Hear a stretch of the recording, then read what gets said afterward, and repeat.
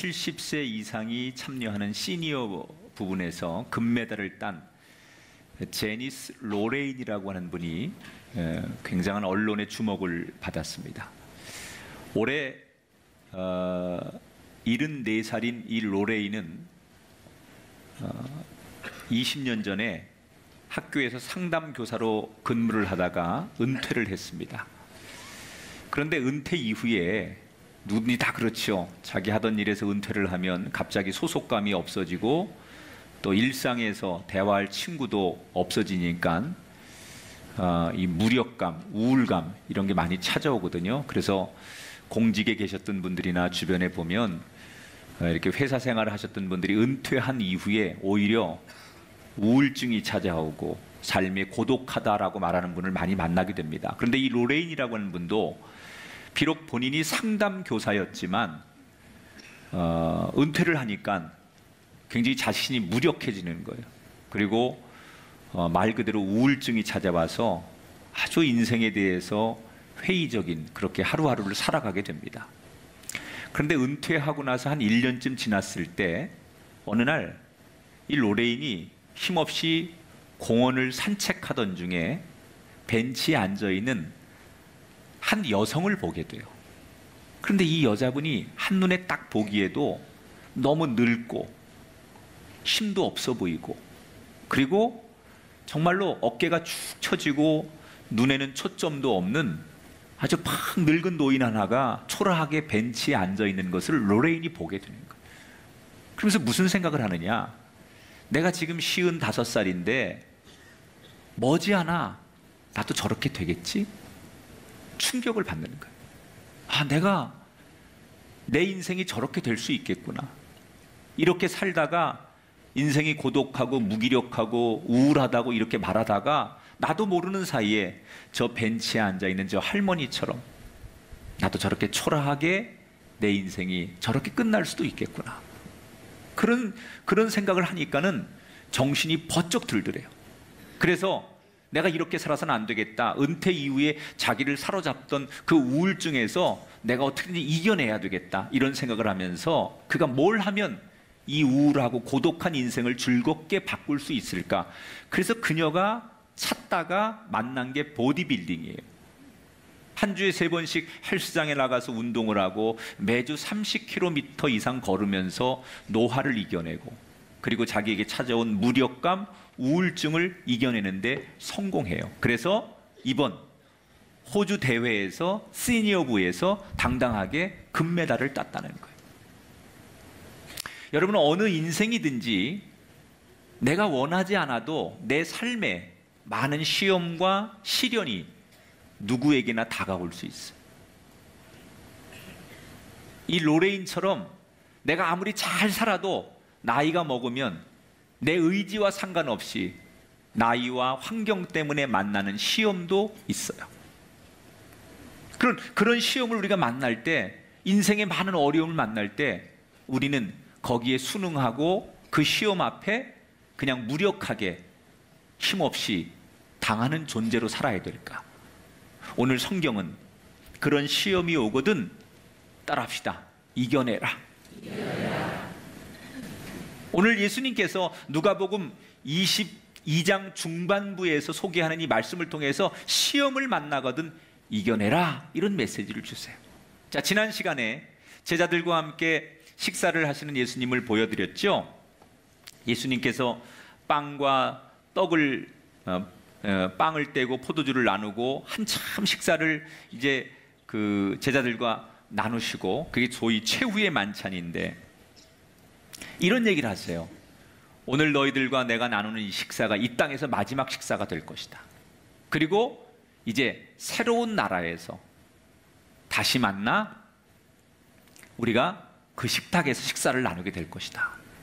예수님이 말하는 의도는 이제 예수님이 십자가를 지게 되고 죽으면 다시 너희들을 만날 수 없으니 이 땅에서 식사가 마지막이 될 것이고 하나님 나라에서 우리가 다시 천국에서 거룩한 식사를 나누는 그것이 있을 것, 이런 메시지를 보낸 거예요. 그런데 제자들은 이 예수님의 말을 어떻게 해석하느냐?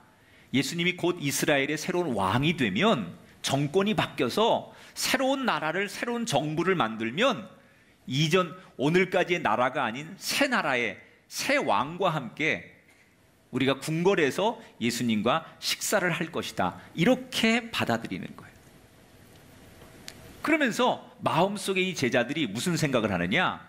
가만히 있어봐. 그러면 예수님이 왕이 돼서 새로운 나라를 만들면 누가 총리가 되고 누가 장관이 되고 누가 높은 자리에 앉게 될까? 이러면서 각자 자기들이 총리가 되고 장관이 될 꿈을 꾸기 시작합니다.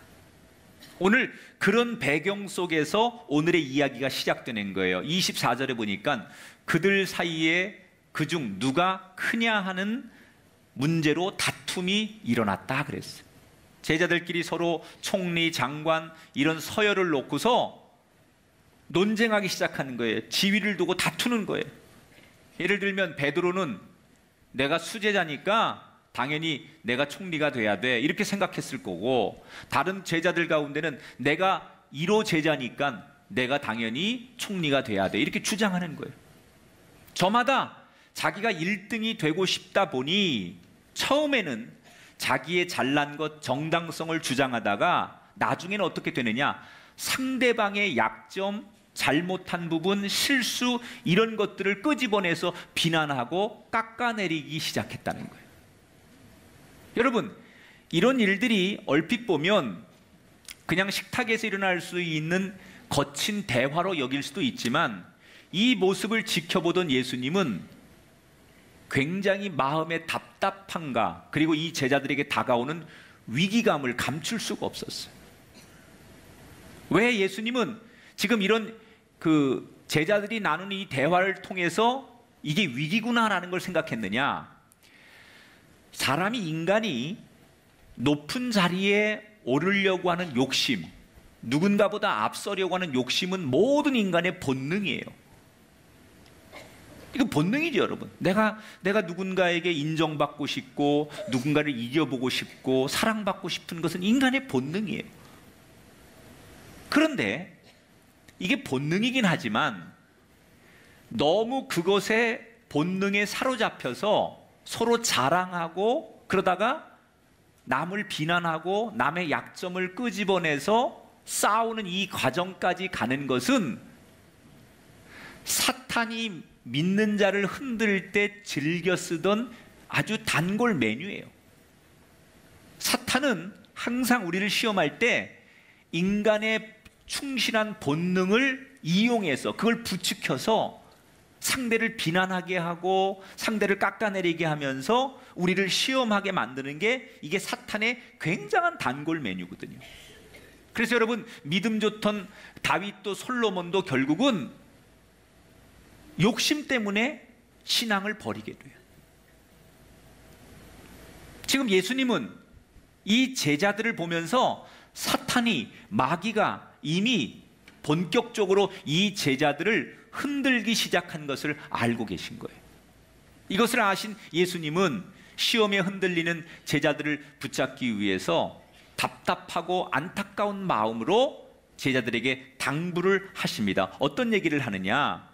자, 26절 27절, 너희 중에 큰 자는 젊은 자와 같고 다스리는 자는 섬기는 자와 같을지니라. 나는 섬기는 자로 너희 중에 있노라. 이게 무슨 뜻이냐면, 세상에서는 성공하고 잘 사는 게 어떤 방법이냐? 남보다 앞서고 서열을 매겨서 앞에 서 있고 이길 때 그게 세상에서는 성공하는 거고 잘 사는 거라고 말한다. 그런데 하나님의 나라에서 인정받고 성공하려면 그렇게 해서는 안 된다는 거예요. 어떻게 하라고요? 오히려 앞서거나 남보다 서열상 앞질러 가는 게 아니라 섬기고 낮아지고 돌봐줘야 된다. 겸손해져야 된다. 여러분, 서열이라는 게 다 이 세상에 존재해요. 그래서 높은 사람이, 우리 세상에서는 높은 사람이 아랫사람에게 요구하고 명령하고 아랫사람이 높은 사람을 이렇게 섬기는 게 세상의 규칙이에요. 근데 하나님의 나라는 아니라는 거예요. 하나님의 나라도 서열이 존재하지만 하나님의 나라에서는 높은 사람이 낮은 자를 섬기고 돌보고 겸손해져야 되는 게 하나님 나라의 법칙이라는 거예요. 여러분, 이거는 가족 관계를 우리가 생각하면 쉽게 이해가 돼요. 가족 중에도 서열이 있죠. 형이 있고 언니가 있고 동생이 있어요. 그리고 부모와 자식이 있어요. 그러면 밑에 사람이 당연히 서열이 있으니까 윗사람 말을 듣고 섬겨야 돼요. 그런데 가족은 어때요? 윗사람이지만 섬김 받아야 될 사람이지만 약한 가족을 돌보고 그들을 섬겨주고, 그게 가족인 것처럼 하나님의 나라는 가족처럼 서열이 존재하지만 낮은 자를 섬기고 돌보아 주는 게 하나님의 나라라는 거예요. 사람이 언제 여러분 시험 드는 줄 아십니까? 높아지려고 할 때, 나를 드러낼 때, 내 생각, 내 주장, 내가 누군가에게 비교해서 월등함을 인정받고 싶을 때, 내가 사람들에게 나의 존재를 인정받고 싶을 때, 그때가 시험에 드는 가장 지름길이라는 거예요. 그래서 예수님께서 지금 높아지고 교만해지려고 하는 제자들에게 뭘 말씀하시는 거예요? 시험에 들지 않으려면 높아지려고 할 때마다 겸손해져야 된다. 여러분, 우리가 인생을 살다 보면 남이 나를 알아주지 않는 것 때문에 얼마나 마음 불편할 때가 많아요. 대우해주지 않는다는 섭섭함 때문에 우리는 끝없는 다툼과 논쟁이 있어요. 집에서나 직장에서나 여러분, 갈등이 일어나는 대부분은 내가 무시당했다고 생각할 때, 나를 인정해주지 않는다고 생각할 때, 바꿔 말하면 내가 대접받고 싶고 인정받고 싶고 그럴 만한 자격이 있다고 생각하는데 상대가 나를 그렇게 여겨주지 않는다고 생각할 때 모든 갈등이 생기는 거예요. 심지어 교회에서도 내가 얼마나 수고했는데 나를 인정해주고 대접해주지 않지? 이런 것 때문에 교인들끼리 갈등을 겪고, 교회에서 갈등을 일으키는 싸우는 주범이 다 뭐냐? 인정받고 싶고 대접받고 싶을 때 생기는 거라는 거예요. 여러분, 우리가 높임 받기를 원하는 건 우리의 본능이지만 인간이 너무 여기에 집착하고 분노하는 것은 하나님을 잊도록 흔드는 사탄의 시험인 줄 믿으시기 바랍니다. 따라합시다. 높아지려고 할 때 겸손해져야 합니다. 혹시 이 자리에 내 마음속에 지금도 내가 누군가로부터 무시당했다고 생각하거나 대접받지 못한 것 때문에 서운함, 분노가 치민 분이 계십니까? 누가 나를 인정해주지 않는 것 때문에 속상해하는 분이 계십니까? 예수님은 사람들이, 제자들이 자기를 무시해도 그 잠시 무시를 당하는 것 같지만, 그러나 하나님 나라에서 영원히 이기는 것을 생각하며 스스로, 여러분, 하나님이야말로 인간이 대접해주지 않고 감히 하나님을 인간이 십자가에 못 박는 이 어처구니 없는 실수에 대해서 하나님은 끝까지 알아주지 않고 인정해주지 않고 대접해주지 않는 것 때문에 인간을 향하여 분노하지 않으셨어요. 끝까지 겸손의 마음을 잃지 않으셨던 예수님처럼 높아지려고 애쓰는 우리가 아니라 더욱더 낮아지려고 애쓰는 하나님 나라의 백성들이 되시기를 주의 이름으로 축원합니다. 이런 제자들을 바라보시는 예수님의 마음은 편하질 않아요. 왜? 지금 예수님은 이제 오늘 밤 체포당하세요. 그리고 며칠 있으면 십자가에 죽으시는 거예요. 자, 그러면 제자들만 혼자 남는데 이 제자들을 이미 사탄이 공격하고 있다는 걸 예수님은 알고 있는 거예요. 이 사탄의 무리가 지금 그 제자들을 서로 높이려고 하고 내가 총리 되고 내가 장관 되려고 서로 다투는 게 뭐예요? 이게 사탄의 벌써 제자들을 흔드는 시험이라는 거예요. 그러면서 예수님께서 뭐라고 말씀하시느냐? 우리가 잘 아는 베드로에게, 베드로는 원래 이름이 아니고 베드로는 별명이죠. 베드로의 진짜 이름은 뭐예요? 시몬이에요. 31절 34절에 보면 예수님께서 이 시몬에게 시몬아 시몬아 사탄이 너희를 밀가부리듯 하려고 오늘 다 굴기 전에 내가 3번 나를 모른다고 부인하게 될 것이다. 예수님은 이미 사탄이 제자들을 시험하고 공격하는 걸 알고 계셨어요. 그래서 베드로에게 뭐라고 말씀하세요? 네가 오늘 밤 다 굴기 전에 나를 3번 부인하게 될 것이다. 이게 베드로가 뭐라고 그러느냐? 갑자기 인상을 팍 쓰면서, 아니 선생님, 나를 그렇게 모르세요? 나 배씨예요, 배씨. 베드로. 아니, 나 인간 베드로, 나 남자 베드로, 내가 어떤 사람인지 모르세요? 여기 있는 놈들 다른 제자들이 다 주님 버리고 다 떠나도 저는 목이 달아나도 예수님 안 버릴 사람입니다. 내가 약속하지 않았습니까? 남자가 한 입 갖고 두 말 합니까? 나는 그런 사람입니다. 절대로 저는 그런 일 없을 겁니다. 선생님 걱정하지 마십시오. 저한테 그런 일 없습니다. 그리고 장담을 합니다. 여러분, 저는 이 베드로의 장담이 진심이라고 생각해요. 그 예수님께 저는 절대 그럴 일이 없습니다. 만약에 그런 급박한 일이 생겨도 저는 예수님을 배신할 일이 없습니다. 저는 마음속에 그런 마음을 가져본 적이 없습니다. 이 펄쩍 뛰는 베드로의 각오는 진심이에요. 그런데 결국 예수님이 예언대로 베드로는 그날 밤 새벽 다 굴기 전에 예수님을 3번 부인해요. 자, 베드로가 나는 그럴 일이 없다고 진심으로 얘기했고 그 각오를 밝혔는데 왜 그는 예수님 말한 대로 다 굴기 전에 3번 예수님을 부인하게 될까? 그럼 그가 한 말이 거짓말이었을까? 아니에요.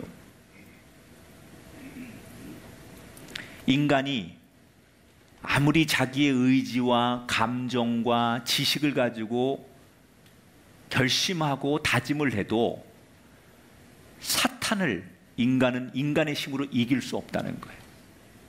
사탄이 베드로를 흔들고 사탄이 베드로의 마음을 시험하게 하니까 아무리 베드로가 호언장담하고 그러려고 각오를 했을지라도 사탄을 인간은 이길 수 없어요. 여러분, 인간은 절대로 사탄을 못 이겨요. 나는 그럴 일이 없어. 나는 절대 시험에 안 빠질 거야. 나는 절대로 그렇게 어리석게 안 살 거야. 아무리 사탄이 나를 흔들어도 나는 절대로 안 넘어질 거야. 여러분이 그렇게 다짐하고 여러분이 결심해도 여러분 그 결심을 사탄이 흔들면 우린 이길 수가 없어요. 누구도.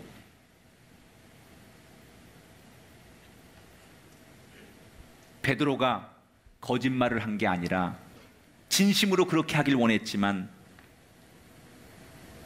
그의 열심과 열정만으로는 사탄을, 마귀를 이길 수가 없었던 거예요. 사탄은 뭘 원했을까요? 베드로에게 내가 지난 간밤에 주님 그럴 일 없습니다. 내가 누군데 주님을 배신합니까? 다른 사람 몰라도 나는 그럴 일이 없습니다. 이렇게 장담했는데 하룻밤도 지나기 전에 자기가 예수님을 3번 부인하거든요. 아마 사탄이 예수님 마음에 베드로의 마음에 들어와서 베드로에게 그런 생각 주지 않았을까요? 너 이 고문이 얼마나 심한 줄 알아? 너 너희 가족을 생각해야지. 뭐 이러면서 이 베드로의 마음을 심란하게 만들고 순간적으로 두렵게 만들고 계산하게 만들고 그러면서 이 베드로가 자기도 모르는 사이에 사탄의 시험 앞에 예수님을 부인하게 만든 거예요. 그러면서 사탄은 이 베드로가 예수님을 부인하고 나와가지고 나는 자격도 없는 놈이구나. 나는 예수님의 제자로서 예수님을 따를 만한 자격도 없는 존재구나. 이렇게 자기의 자존감이 땅바닥에 떨어지게 되어서 다시는 예수님 볼 면목이 없어서 예수님과 영영이 멀어지게 만드는 것, 이게 사탄의 목적이에요. 그래서 베드로를 시험하는 거예요. 그러면 베드로가 이 사탄의 시험을 이기는 방법은 뭘까요? 예수님을 의지하는 거예요. 여러분, 우리의 의지로는 절대로 사탄의 시험을 우리가 이길 수 없어요. 목사라고 이기는 게 아니에요. 예수를 3대째 믿었다고 이기는 게 아니에요. 예수의 이름을 의지해야만 사탄의 시험을 이기게 된다는 거예요. 예수님은 이미 사탄이 제자들을 공격하는 걸 알고 계셨고 베드로도 그렇게 이 사탄의 공격 앞에 넘어질 걸 아셨어요. 그래서 이 베드로에게 뭐라고 미리 예고를 하시느냐. 32절에 보니까 그러나 내가 너를 위하여 내 믿음이 떨어지지 않기를 기도하였나니 너는 돌이킨 후에 내 형제를 굳게 해라. 무슨 말씀이냐? 네가 설사 이 사탄의 시험에 넘어지는 일이 있어도 나는 너를 정죄하거나 버리지 않을 것이고 내가 끝까지 너를 위해 기도할 것이고 내가 끝까지 너와 함께 하겠다고 하는 약속을 지키겠다는 거예요. 비록 네가 나를 버리고 나는 자격도 없어, 나 같은 놈이 무슨 예수님의 수제자야, 나는 예수님을 볼 면목도 없어, 그래서 영영이 주님께 등지고 떠나가려고 하는 그 베드로에게 주님께서 미리 뭐라고 말씀하세요? 그런 일이 너한테 벌어질지라도 세상 모든 사람이 네가 무슨 예수의 제자냐고, 너 같은 사람이 무슨 주님의 일을 하냐고 손가락질해도 나는 너를 버리지 않겠다는 거예요. 그러니 그런 시험을 만나서 자격 없고 주님을 볼 면목이 없다고 생각될 그때도 내가 너에게 한 이야기를 기억하고 다시 일어나라는 거예요. 여러분, 우리가 예수님이라면 인간적으로 이 베드로가 얼마나 서운했겠어요. 얼마나 섭섭했겠어요. 그런데 예수님은 그 서운함과 배신감을 느끼면서도 이 베드로를 책망하지 않아요. 품어주세요. 그리고 끝까지 중보하며 기도하시겠다고 약속하셨어요. 사랑하는 여러분, 이 말씀이 우리를 향해 주시는 말씀인 줄 믿습니다. 우리는 때때로 내가 너무 못났기 때문에 나는 예수 믿을 자격도 없어, 나는 예배 드릴 자격도 없어, 예배 드려봐야 소용도 없어, 내가 그렇게 주님 앞에 은혜 받고 안 그러겠다고 하고 잘 살겠다고 해놓고도 다시 어느 날 내가 이렇게 주님을 부인하고 또 세상으로 돌아간 나를 보면 나는 예수 믿어도 안 되는 사람이야, 나는 교회 다녀도 안 되는 사람이야, 나 같은 사람이 무슨 주님 앞에 설 수 있어. 그래서 아예 자기 자신을 주님으로부터 포기하고 결별하게 만들려고 하는 사람들이 우리 주변에 있어요. 그게 뭐냐? 인생을 포기하게 만드는 거예요. 여러분, 인생이 마지막에 가면 우리가 인간이 인생을 다 포기할 때 제일 많이 쓰는 얘기가 뭔 줄 알아요? 에이, 모르겠다, 될 대로 되라. 나도 모르겠다, 이제 될 대로 되라, 가는 데까지 가보자. 이게 뭐예요? 인생이 마지막에 쓰는 거예요. 마지막 수단. 내가 아무리 은혜 받고 주님 앞에 서려고 해도 내가 연약해서 사탄이 계속 나를 시험해서 또 넘어지고 또 넘어지는 내 자신을 보면서 우리가 무슨 생각해? 모르겠다, 나도 기도고 주일 예배고 모르겠다, 될 대로 되라, 가는 데까지 가보자. 이러면서 사람이 자기 자신을 포기하는 거예요. 주님과의 관계를 포기하는 거예요. 믿음과의 관계를 포기하는 거예요. 그게 바로 사탄의 목적이에요. 주님과 나를 영원히 멀어지게 만드는 거예요. 여러분, 자살하는 사람들이 뭐 해요? 될 대로 되라 막 하는 거예요. 자기 자신을 지키고 자기 가정을 지키고 자기의 믿음을 지키면서 살아갔던 그 삶을 어느 날 포기하는 거예요. 모르겠다, 이제 될 대로 되라, 이러면서 자기를 내려놓는 거예요. 그런데 바로 그 순간에 예수님 뭐라고 해요? 너는 너를 포기해도 나는 너를 포기하지 않는다. 그렇게 네가 스스로 될 대로 되라고 하는 그 상황까지 갔을지라도 그때 기억해라. 세상 모든 사람이 너는 자격 없다고 너한테 손가락질 할지라도 나는 너를 버리지 않을 것이며 나는 너를 놓지 않을 것이며 나는 너를 포기하지 않을 것이다. 내가 너를 위해 기도하리라. 혹시 우리가 지금 사단의 시험 앞에 넘어지고 또 넘어지고, 그래서 나는 주저앉아 더 이상 감히 한 번 더 살려달라고, 한 번 더 축복해달라고 면목도 없어, 이제는 나조차도 나를 포기하려고 하는 그 순간이라면 예수님의 말씀을 기억하십시오. 그래도 나는 너를 포기하지 않는다. 할렐루야.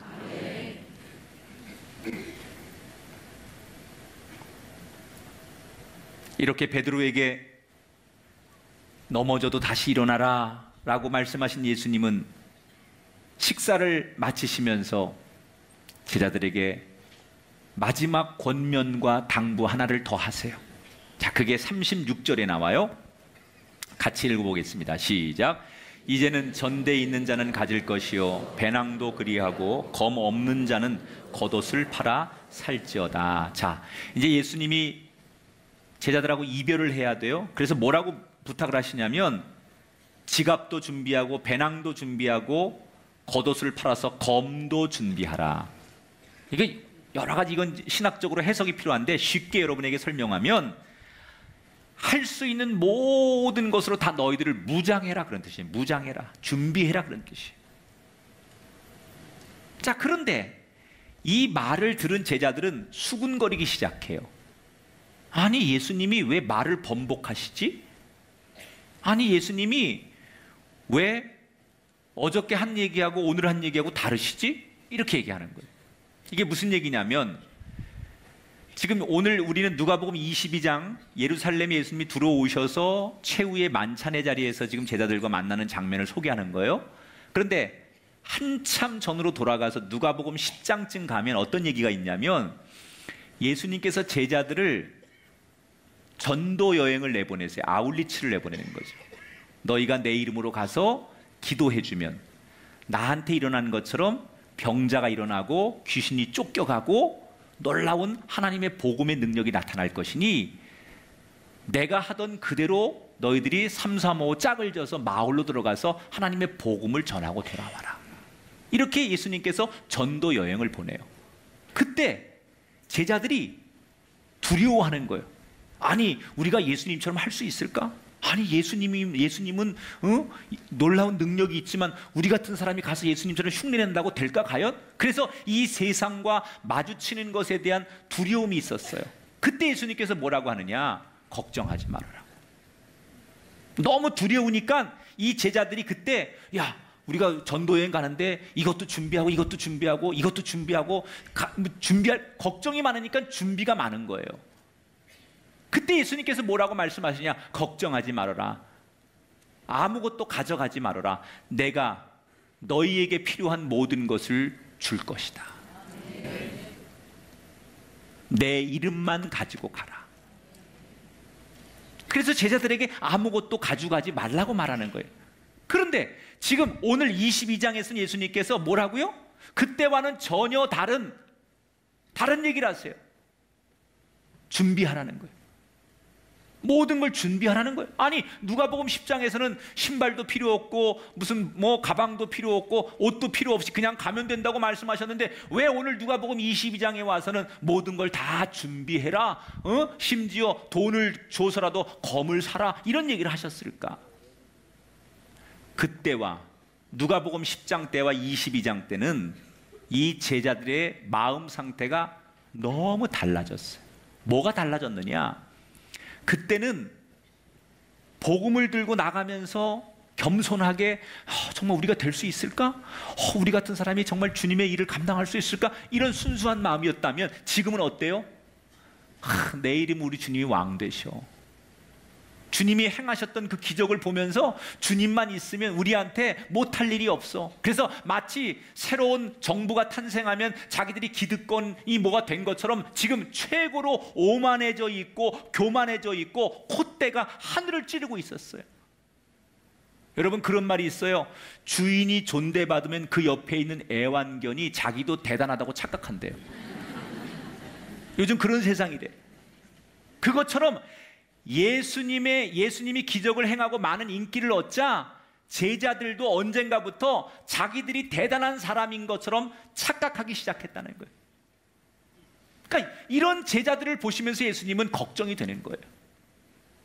악한 세력이 지금 우는 사자처럼 돌아다니며 영혼들을 시험하고 사탄이 넘어뜨리려고 하는데 지금 제자들이 스스로 교만해져서 방심하고 있으니 마치 타작하는 곡식처럼 사탄에게 탈탈 털릴 게 뻔하다는 거예요. 그래서 예수님이 뭐라고 말씀하시는 거예요? 내가 너희들 영원히 지켜줄 수 없으니 스스로 너희들의 영혼을 무장해라. 은혜의 말씀으로, 성령의 기름으로 너희를 무장해서 어떤 사탄의 시험에서도 너희들이 맞설 수 있도록 준비해라. 할렐루야. 그런데 그 예수님의 진심 어린 당부를 그들은 마음으로 듣지 않아요. 아니, 예수님이 계신데 무슨 일이 일어나도 무슨 상관이 있어? 예수님만 계시면 끄떡 없어. 이제 예수님이 내일 예루살렘에서, 이 예루살렘에서 내가 이 나라의 왕이 된다라고 선언만 하면 되는데 무슨 걱정이 있어? 그리고 그들은 방심하는 거예요. 그런데 그들의 기대와는 달리 예수님은 그날 밤 붙잡혀서 그들의 곁을 떠나시게 돼요. 결국 우리한테는 절대 그런 일이 일어나지 않을 거야 라고 생각했던 그들의 교만과 방심함이 단 한 사람도 시험을 이기지 못하고 3년간 따랐던 예수님을 하루아침에 버리는 인생이 되고 말았다는 거예요. 나한테는 그런 일이 일어나지 않을 거야. 이 교만함, 이 방심이 그들을 무너뜨리게 했다는 거예요. 여러분, 지금도 우는 사자처럼 사탄은 우리 성도들을, 이 땅의 그리스도인들을 공격하려고 먹잇감을 찾듯이 시험의 대상을 찾고 다닙니다. 어떤 사람에게는 질병으로 우리를 시험하고, 어떤 사람에게는 마음의 병으로 우리를 시험하고, 어떤 사람에게는 환경을 나쁘게 만들어서 우리를 주님과 멀어지게 시험하고, 어떤 사람들은 인간의 관계를 통해서 우리 마음이 좌절하게 해서 주님으로부터 영령이 떨어지게 만드는 그런 시험을 사탄은, 공중 권세 잡은 사탄은 지금도 우는 사자처럼 먹이를 찾아 헤매이며 우리 성도들을 수시로 공격하기 위해 틈을 엿보고 있다는 거예요. 그럼 우리가 어떻게 해야 돼요? 방심하지 말고 늘 깨어 있어서 어떤 우는 사자 같은 사탄의 공격이 있을지라도, 내가 어떻게 공격해 올지라도 말씀으로 무장하고 기도함으로 깨어 있고 성령의 도움을 구하면서 나도 그렇게 넘어질 수 있는 연약한 한 사람임에 불과하다는 것을 깨닫고 겸손하게 방심하지 말고 교만하지 말고 우리가 무장하고 있을 때, 전신갑주를 힘입을 때 어떤 영적인 공격 앞에도 넘어지지 않게 될 줄 믿습니다. 그래서 바울은 에베소서 6장 13절에 이렇게 말해요. 같이 한번 읽어봐요. 에베소 6장 13절 시작. 하나님의 전신갑주를 취하라. 이는 악한 날에 너희가 능히 대적하고 서기 위함이라. 우리 모두 믿음의 방패와 말씀의 검으로 우리를 무장하셔서 모든 이 땅의 사탄의 시험을 이기고 하나님 나라에서 진짜로 칭찬받는 주의 제자들이 되시기를 주의 이름으로 축원합니다.